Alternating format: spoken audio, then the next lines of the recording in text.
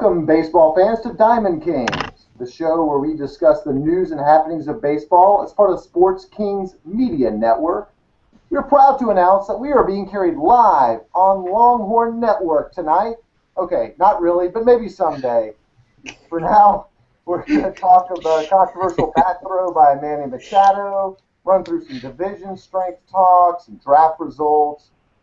All-star votes are coming in. We got to talk like who's going to start for who there. Joining me is an all-star panel, as always, of Sports Kings bloggers and experts. My name is David Whitlock. I am from Houston, Texas. Yes, the Texas, with 3 teams in the College World Series, including the Texas Longhorns. Longhorn Network, there's a plug. Call your cable company now. You know you need that network. You need all the analysis there, and they're not even paying me. So anyway, we're going to the College World Series. We start Saturday at 2 o'clock Central. But moving on, we have with us Kelvin LaPierre from Harcourt, New York. How are you tonight, Kelvin? Doing good. Want to give a quick shout out to Eat the Bear. Pure supplement drink is what I use now. I've lost 11 pounds. My personal trainer, check it out, etbfit.com. Yeah, so we basically degenerated to personal advertisements to carry our own, and maybe these people are probably even paying us, but that's okay. Next up, we've got Michael Prosser from Florence, South Carolina. Now, there are no more South Carolina teams in the College World Series. Sorry about that, but what else you got? Well, I guess I got more sad news. I know a lot of us here, all of us here at the Sports Kings Network, especially those of us reading between the seams, want to wish our thoughts and prayers out to the Bob Welch family. Of course, the 1990 Cy Young Award winner passed away tragically at the young age of 57 of a massive heart attack. So, of course, we want to extend our gratitude to Mr. Welch and his tremendous career that he had. Very underrated when it came to pitchers in the late 80s and the early 90s. Fantastic career. Again, our thoughts and prayers are with the Welch family and the Oakland Athletics organization. Certainly, and he had some good years with the Dodgers, too, earlier in his career. And as I read the obituary, he had relatively young children that were still there. So that affects the whole family. And the things that Bob Welch did, certainly for the Oakland A's during those late 80s seasons, was things of magic. I think he had 27 wins one season, etc. Concur with those remarks from Michael. Turning it over to Dallas, Texas, Leroy McConnell III. How are you tonight, Leroy? How you doing, guys? How you doing? Ouch! Hurt my pinky. I think I need to be on the disabled list. Oh! Wow, you really are a Texas Ranger. Rangers. That's right. Count it. I figure maybe you'd be down at Globe Life Field trying out for the team. I hear they have open tryouts these days. They need anybody who can play first base, maybe second base, left field, pitch, relief pitch, anything, because they're that hurt these days. Well, I can do none of those things, but I'm flying down to Texas tonight. That's right. Give it a shot. Let's move right in. They've already started 40 people this year so far. 40 players have already been on the roster. A third of the season. Yeah, and we're going to get into a little division talk and what you think about the American League West, one of the stronger divisions, and that's probably hurting the Rangers right now because with their injuries, it's tough to keep up. But before we do that, let's talk about that really controversial incident over the weekend with Manny Machado for the Baltimore Orioles. Now, he got into it with Josh Donaldson at third base for the Oakland A's several days before, and then mysteriously he was thrown behind by Fernando Abad, who's a former Houston Astro, by the way, and the very next pitch, very advertently and without even trying to hide it, he kind of took a check swing and basically hurled his bat at anybody he could. I think he was trying to throw at the pitcher, but the bat went towards third base, where Donaldson wasn't particularly playing because it was a blowout, which is even more adding to the story. But anyway, Machado looked obviously like he was frustrated. He's a 21-year-old, same age as Yasiel Puig. We focus on Puig, but not Machado so much. Is he being petulant, overreactive? He was suspended 5 games. He's now appealed that. Let's start with, first but not least this time, Michael, what do you think about this whole Machado bat situation? Well, if you really want my full take on this, go back and watch our This Week in Sports episode. We kind of did a small little thing on that, so I won't go into too much detail as I usually do. just an update on the fact that he did get suspended 5 games.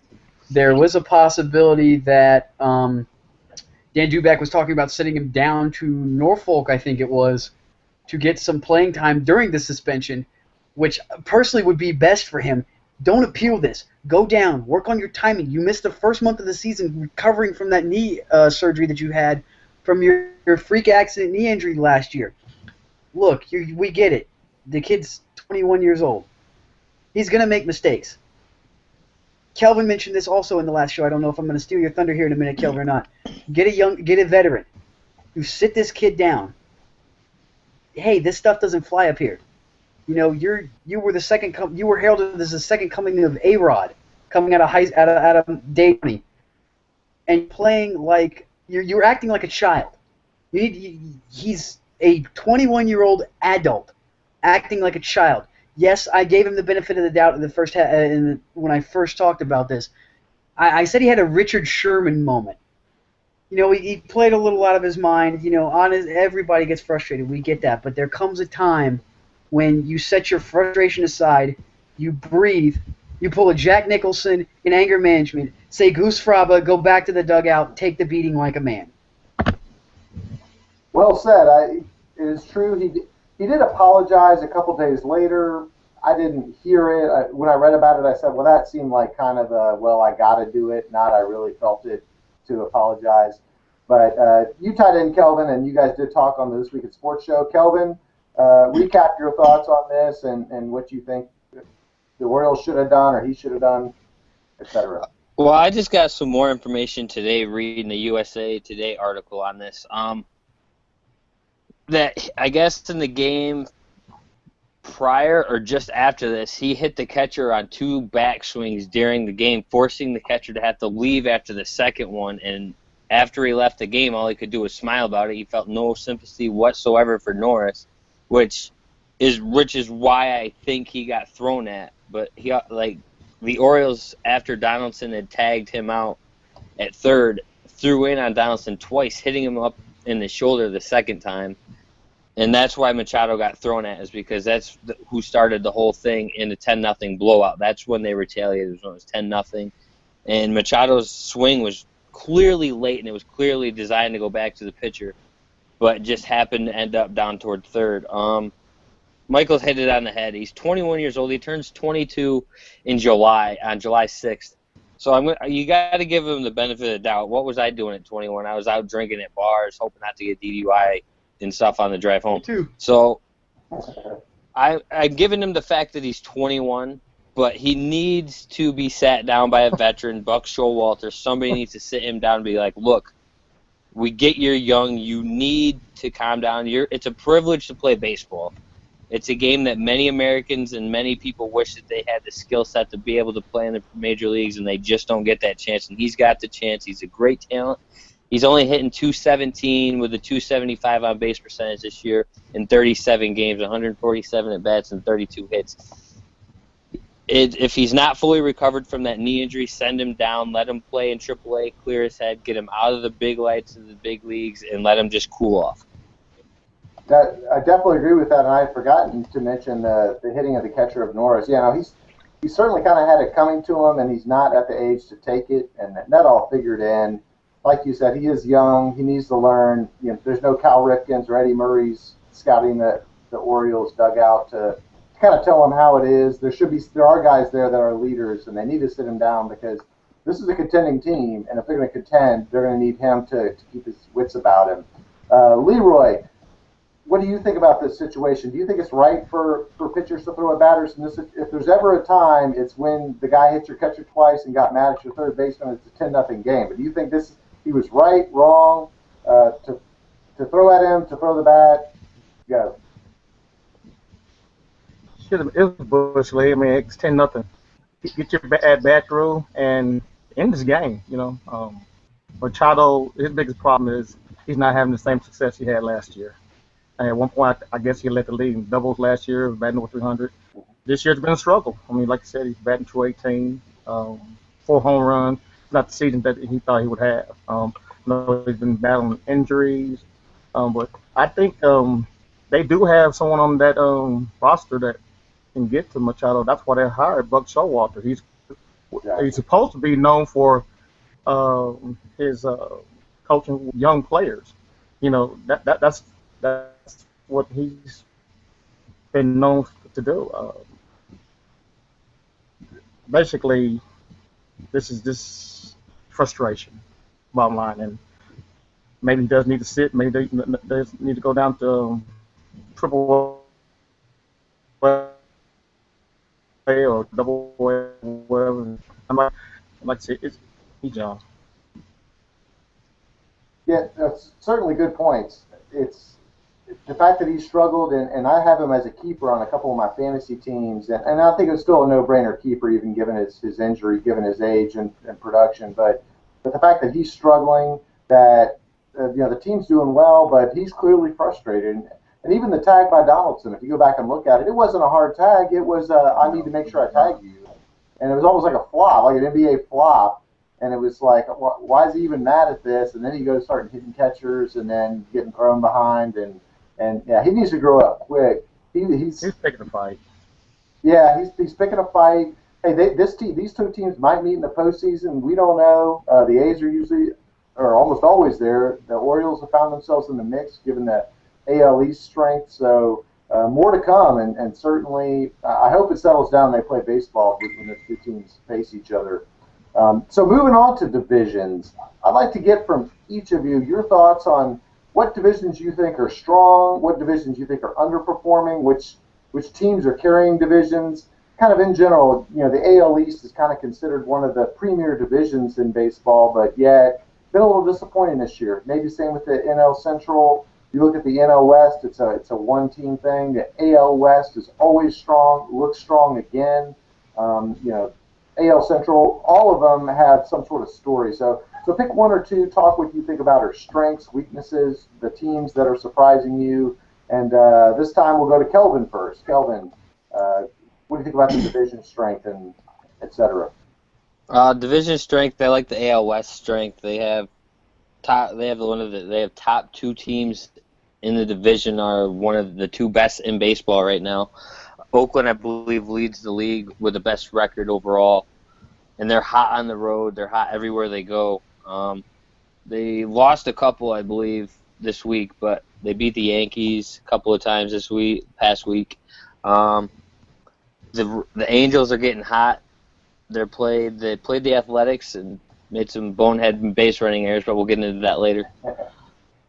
And the Texas Rangers, I'm not completely sold that they're done just yet. It's still a third of the way through. Leroy, I know they've used 40 players like you mentioned. I know they've used 40. The Yankees were in the same boat last year, and look what happened. They contended all the way to the last 2 weeks of the season. The biggest disappointment, like you said, is the AL East, being the fact that the Yankees went out and spent all the money they have, and they're a 500 ball club a third of the way through the year, and the Toronto Blue Jays have seemingly opened up a division lead in there, and it's Blue Jays are staying healthy, which is what they wanted to be last year, is healthy. That's what they brought all these big players in for, was to be contenders in the AL East, and they're doing it. They're leading the division by 4.5 as of yesterday. But they've recently cooled down after winning 15 of their 19 games. They're now like 3-6 in the last 9 or something like that. So they've cooled down a little bit.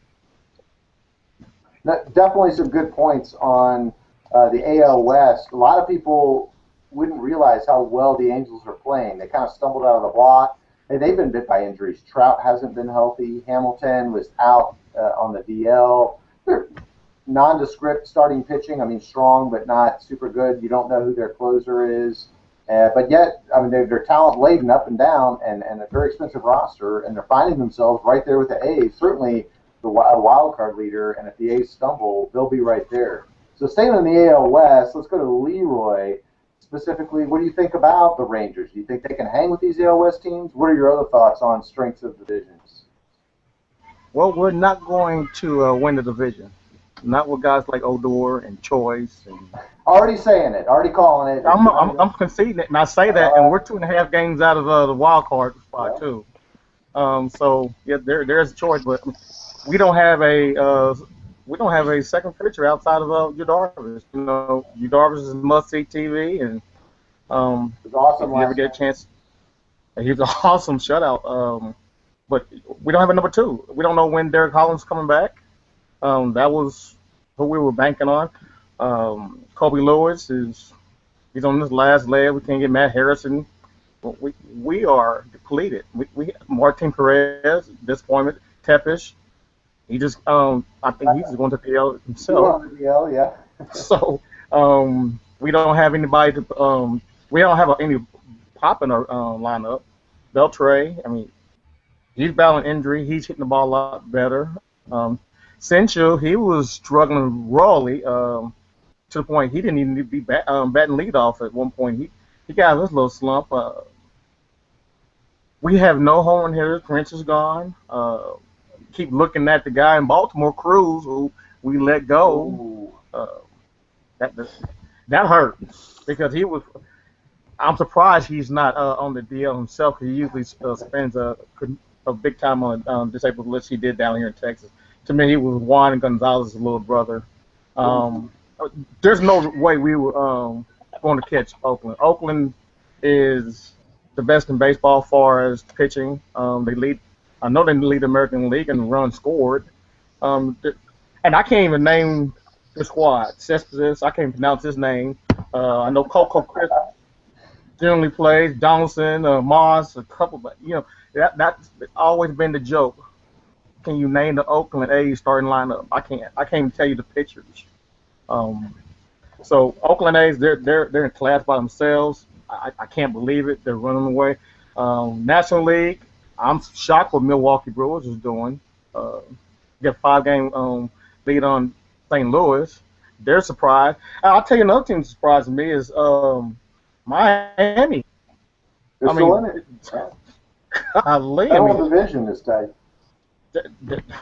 Miami they came down here and they spanked us until we got our ace out there last night. But Miami's been very impressive. The division I like the best is probably AL Central. That's the black and blue division. Detroit is not running away with this. Kansas City, Cleveland is tough. Chicago, they're all within striking this. So I think that's the division to look for. That's the fun division. But as far as American League West, it'll be over by All-Star probably. Georgia got it. I mean, Oakland got it. So. There's a lot of tight divisions. Now, some divisions are tight, some aren't. The AL Central's tight. The NL East is tight.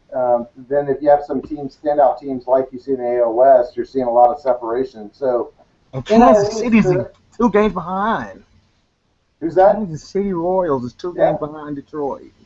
That's crazy. They're there. Michael, so we talked a little NL East. I know you're close to the Braves. Any thoughts on that division or any other division? Well, other than the fact that they went to Coors Field and probably either drank too much or got choked on the high altitude. I mean, It's the altitude. it was just another slaughterhouse these past couple games. And then to top it all off, we had our own little Oakland-Baltimore moment this afternoon. Apparently somebody, I think it was either Michael Kadire or somebody of no importance, on his backswing knocked Gerald Laird out of the game and benches started clearing. So I'm all for that, being a hockey guy. That's always cool. But I got to go with Leroy on this one with the AL Central. I mean, this is usually the division that's over by, 2 months ago with Detroit just destroying everybody. And we're all clamoring for, and everybody else is clamoring for last place. But again, with Jose Abreu just being a spark plug for that Southsiders team, I just got an update on my phone from ESPN that Nick Swisher is coming off the disabled list, so that's going to be an extra bat in the Indians lineup. However, Jason Giambi goes on the DL for the 3rd time this season. His career has been over for the past couple of years now, but nobody seems to care. But yeah, the AL East is depressing to me. Or the AL East is depressing as it is. Although it's kind of nice seeing the Blue Jays up at the top. I've always waited for them to kind of break out of that whole underachieving spell and be where I always thought that they belonged. But I don't even want to talk about the NL East right now with Atlanta choking and Washington at the top and Miami being, as close as they are without Jose Fernandez. I mean, Giancarlo Stanton, if he's not an NL, if he's not MVP, I don't know who is right now. But I really want to talk more about Detroit. Where is Justin Verlander's game? It just disappeared in a span of 6 months. Just gone, completely gone.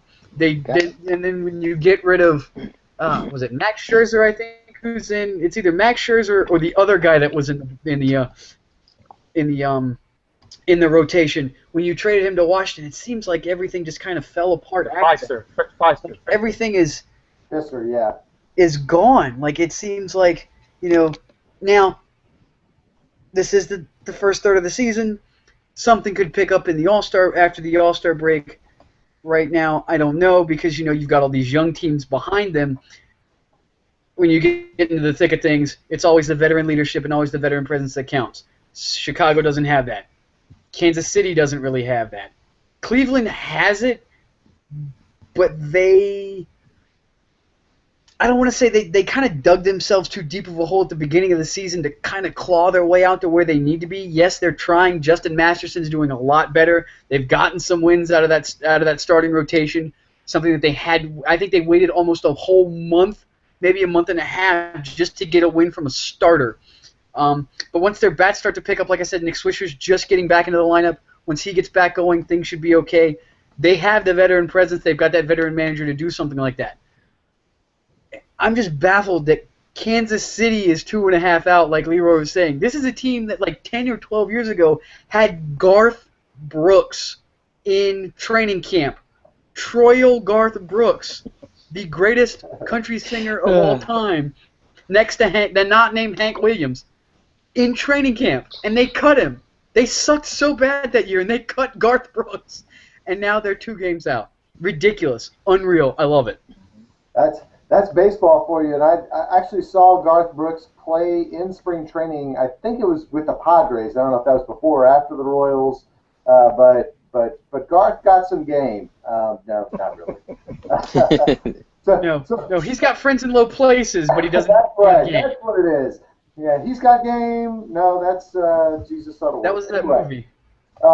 Let's move on to some All-Star voting. And as everybody knows, the All-Star Game's coming up in less than a month, and the fans get to vote who they want to see start. One of the key positions that's being watched is certainly the American League shortstop, because Derek Jeter is a popular player, probably not a deserving All-Star. I think I'd be hard-pressed to say something like, well, he shouldn't be in the game because he's only hitting blah, blah, blah. But I don't know if you have the voting in front of you or you want to talk off the cuff, but what do you think about the All-Star voting so far, AL or NL?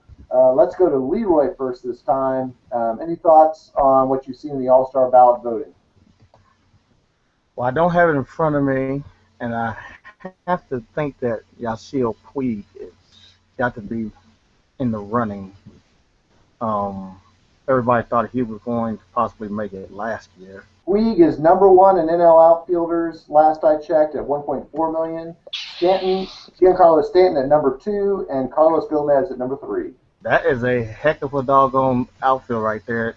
Not to say that it's Clemente, Mays, and Aaron, but those some young studs right there. That'd be interesting. Definitely young. Good to see the youth movement. You're not seeing the same old guys. Mm-hmm. And if Mark Burley could be, pitching against them, or maybe Tanaka from New York, is he top of the AOL? Yeah, they don't vote on pitchers, so it's just position players. Basically, I would like to see those 3. I'd be interested to see what guys like if Jeter. I'm sure Jeter will get it. If people will.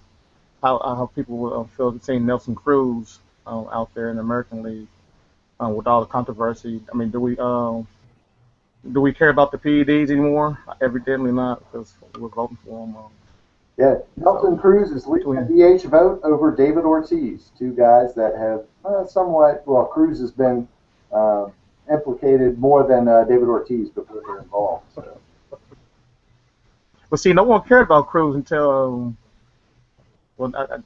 last year. I mean, Yeah. he was irrelevant, but yeah, interesting to see him. I like to see Edwin Encarnacion as well. I'm sure he's leading first base.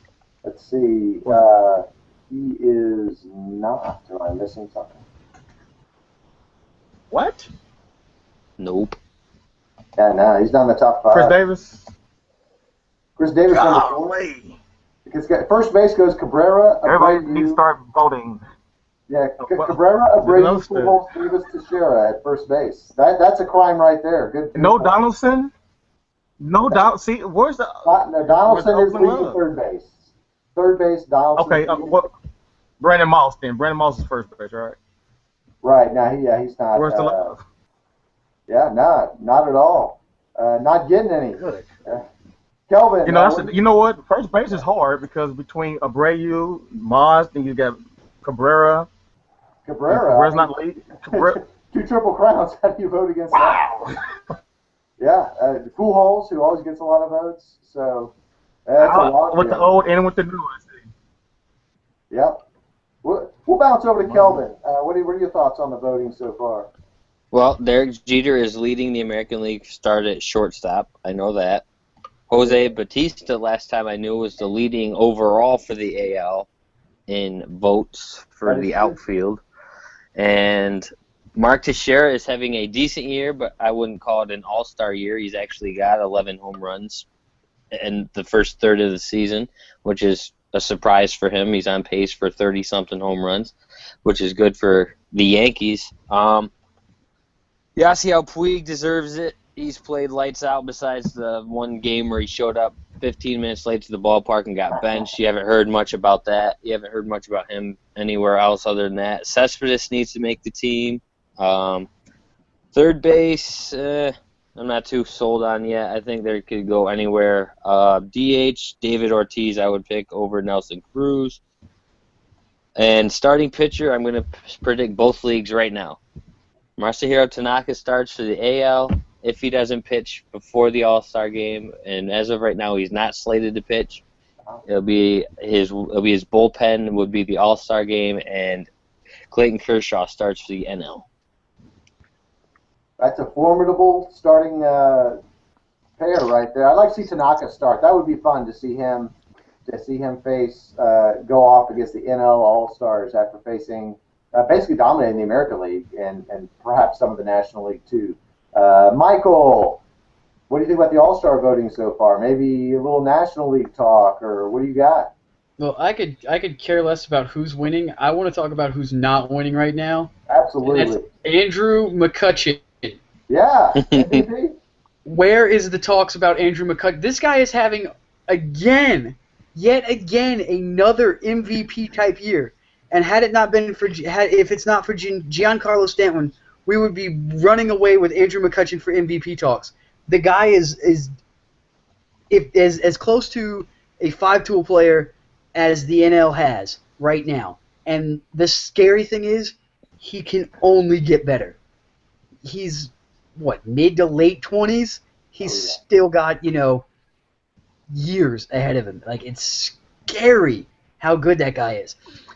Good for you, Jose Altuve. I'm talking about your boy for the Astros, Jose Altuve. If I'm not mistaken, he is leading the AL in second base votes right now. Yes, he's really close.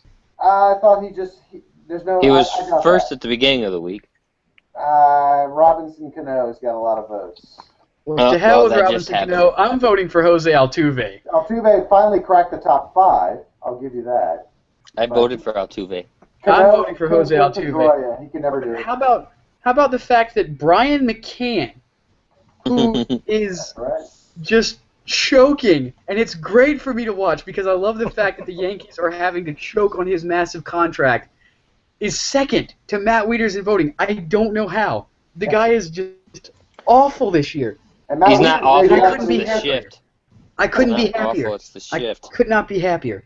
But how about for the fact that there is, yet again, no Padres, no Cubs. Sad to say. Whereas, you know what? I think, despite the fact that Jeff Samardzija has a horrible record, He's the only good thing that I can say that is not named Anthony Rizzo about the Chicago Cubs. Also, Alex Gordon needs to be in this thing. Great year. Lonnie Chisenhall. Explosive game. He's been I know playing who like he that is all now. season. He's been playing like that all season. Just nobody has noticed. Todd Everybody in Frazier Texas know from who he is. 3 Cincinnati. home runs tonight. Just there's so many guys that should be on this list, that should be getting votes, that aren't getting votes. I get it; it's an all-star game, but It's a popularity contest. yeah, no, get the guys who deserve it to get in there. At least get them some playing time. I mean, Justin Upton's like third in the voting. I love Justin Upton to death.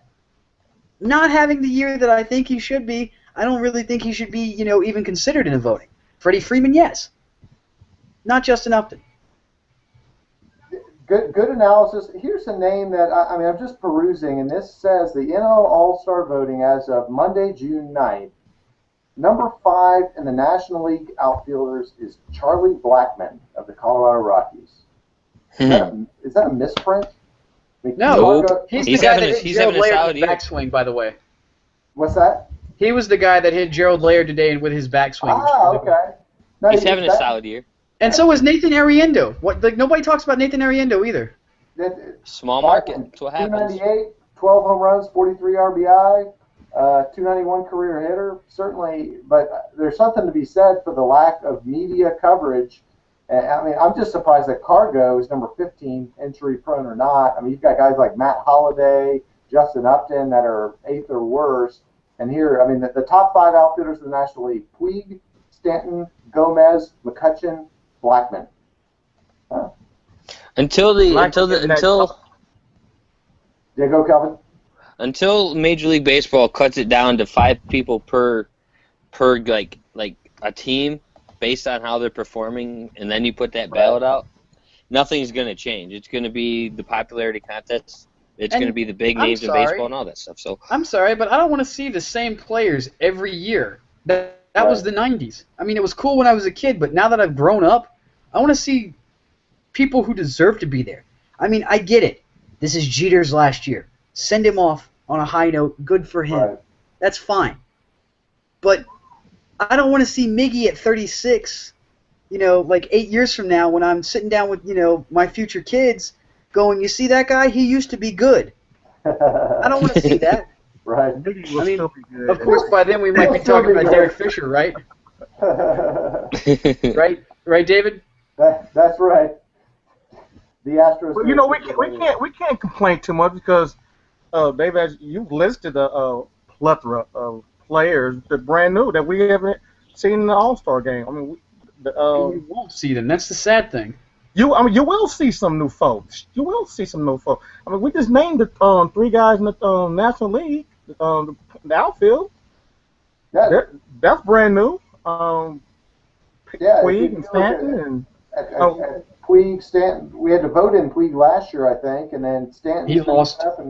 And Carlos Gomez. So there are some new names certainly coming in, and it takes a little while for fans to get used to this household name. Apparently, Charlie Blackmon's a household name that everybody puts on their ballot, or at least a lot of people. I think Brian Dozier should be getting some love from the Twins. No one talks about him.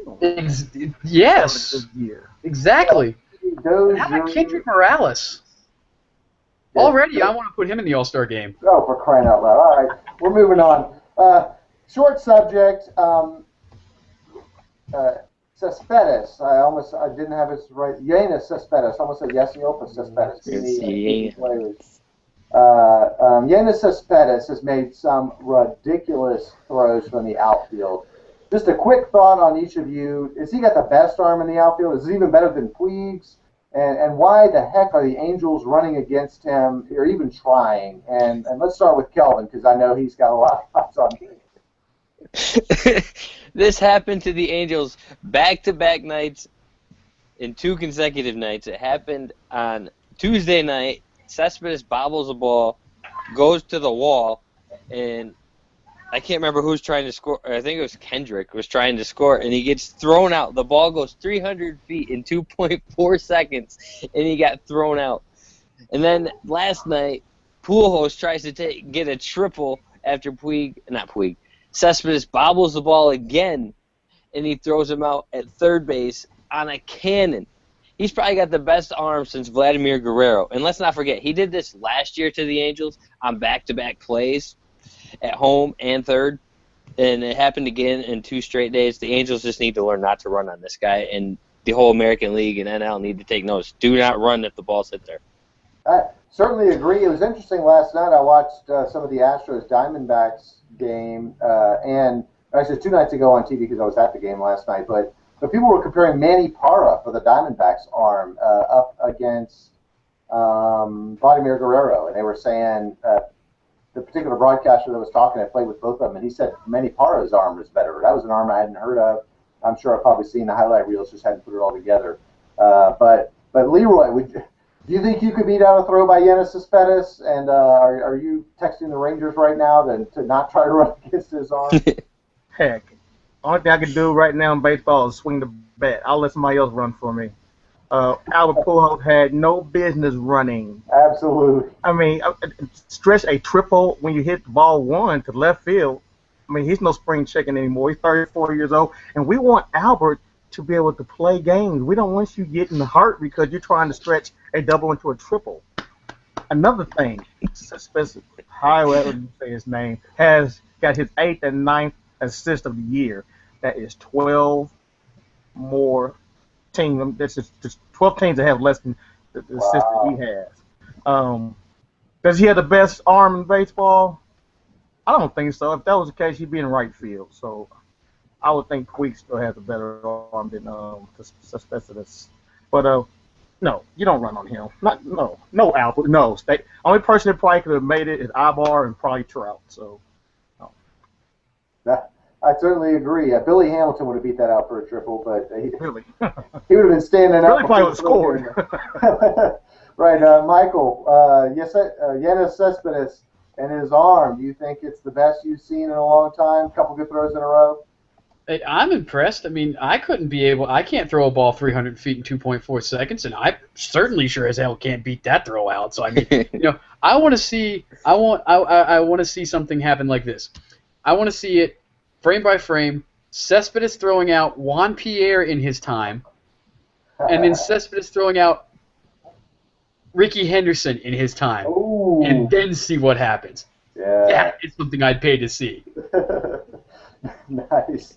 No, I certainly agree. I'd love to see highlight throw plays. Those are some of the most exciting plays. The play at the plate, there's some controversy around the rules about blocking the plate, but I think once they get straightened out, you see those long throws from Puig or Cespedes or all those guys, or Manny Parra, it's certainly fun to watch.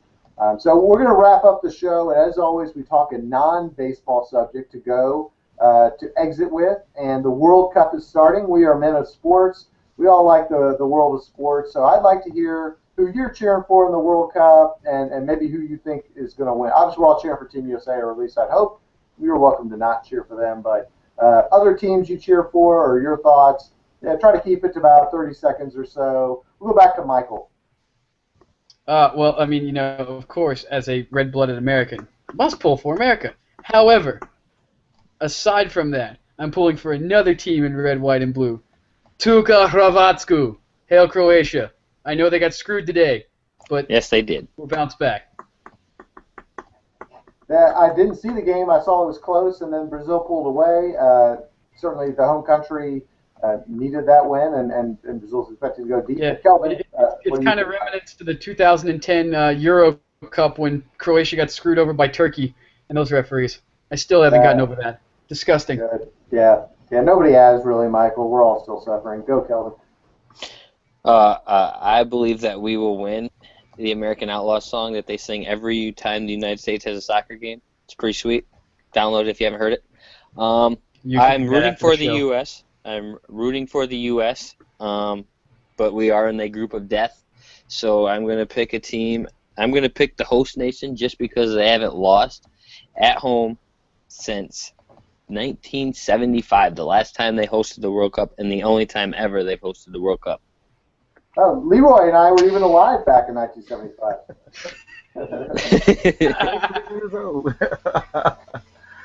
So Leroy, what do you think? You got any World Cup thoughts?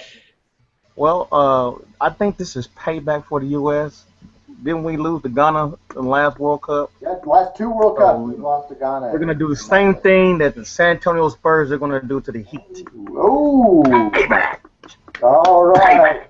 You got nose. You got Other than that, hey, we beat That was LBJ Ghana, actually a scores half, 40 tonight. Germany. that was actually a half decent movie with Tom Cruise and Jamie Foxx.